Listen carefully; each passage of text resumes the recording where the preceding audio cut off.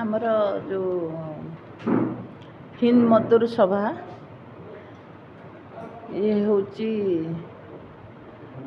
ଯେଉଁ ବିଶ୍ୱନାଥ ପଣ୍ଡିତଜୀ ଅଛନ୍ତି ସମାଜବାଦୀ ନେତା,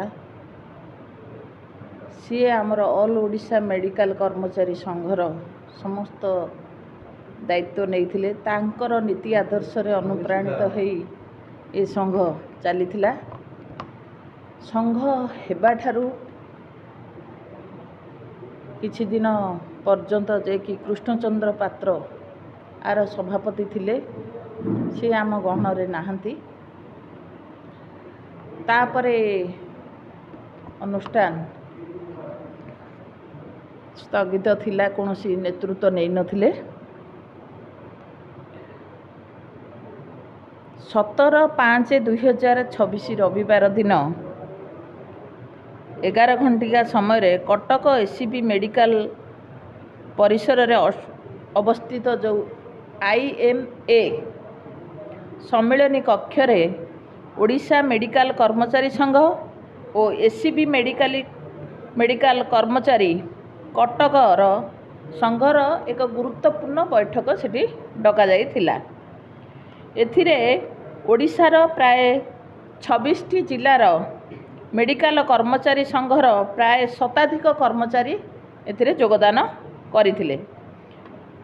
ଏହି ସଂଘର ସାଂଗଠନିକ କାର୍ଯ୍ୟ ଉପରେ ବିଶେଷ ଭାବରେ ପୁଙ୍ଖାନୁପୁଙ୍ଖ ଆଲୋଚନା ହୋଇଥିଲା ଏବଂ ଶେଷରେ ସର୍ବସମ୍ମତିକ୍ରମେ ଓଡ଼ିଶା ମେଡ଼ିକାଲ କର୍ମଚାରୀ ସଂଘର ରାଜ୍ୟ ସଭାପତି ଭାବରେ ଶ୍ରୀଯୁକ୍ତ ରଣେନ୍ଦ୍ର ପ୍ରତାପ ସ୍ୱାଇଁ, ଯେ କି ପୂର୍ବତନ ମନ୍ତ୍ରୀ, ବର୍ତ୍ତମାନର ଆଠଗଡ଼ ବିଧାୟକ, ତାଙ୍କୁ ସଭାପତି ଭାବରେ ମନୋନୀତ କରାଯାଇଥିଲା।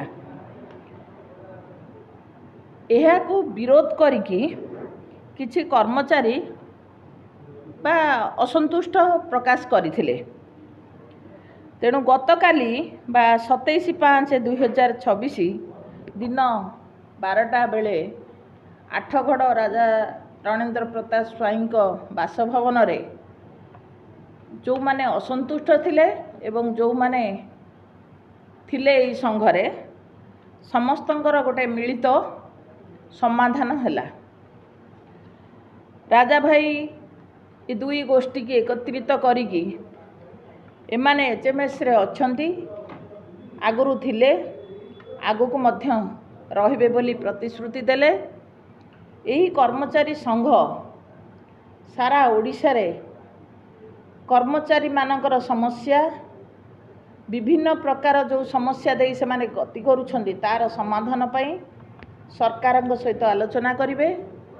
ସଂଗଠନ କେମିତି ଚାଲିବ, ତାର ନେତୃତ୍ୱ କେଉଁମାନେ ନେବେ, ଆଗାମୀ ଦିନରେ ସେ ବିଷୟରେ ଆଲୋଚନା ହେବ ଏବଂ ସୁଦୃଢ଼ ଭାବରେ ସଂଗଠନକୁ ହିନ୍ଦ ମଜଦୁର ସଭା ସହିତ ତା ହାତକୁ ହାତ ମିଳାଇ ନେତୃତ୍ୱଙ୍କ ସହିତ ନେତୃତ୍ୱ ନେଇ ସାରା ଓଡ଼ିଶାରେ ତାର କାର୍ଯ୍ୟକ୍ରମ ଜାରି ରଖିବେ।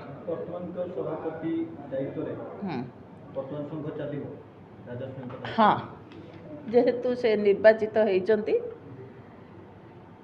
ପ୍ରତ୍ୟେକ ଘରେ ମଧ୍ୟ କଳି ହେଉଛି। ଯେହେତୁ କିଛି ଦିନ ଯେତେବେଳେ କୃଷ୍ଣଚନ୍ଦ୍ର ପାତ୍ର ସଭାପତି ଥିଲେ, ସେତେବେଳେ ସମସ୍ତେ ତାଙ୍କୁ ଗ୍ରହଣ କରୁଥିଲେ। ତ ଏଇ ଯେଉଁ କିଛି ଦିନ କୃଷ୍ଣଚନ୍ଦ୍ର ପାତ୍ର ଚାଲିଯିବା ପରେ କିଛି ଦିନ ରହିଲା ଖାଲି, ତ ସେଇ ସମୟରେ ତାଙ୍କ ଭିତରେ ଟିକେ ମନୋମାଳିନ୍ୟ ହେଇଥିଲା। ହେବା ଦ୍ୱାରା ଏଇ ଘଟଣାଟି ଘଟିଗଲା। ସେଥିରେ ସେମାନେ କିଛି ଲୋକ ସାମିଲ ହେଇପାରିଲେ ନାହିଁ, ତ ଅସନ୍ତୁଷ୍ଟ ହେଇଥିଲେ। ତାପରେ କନ୍ଦଳ ନାହିଁ।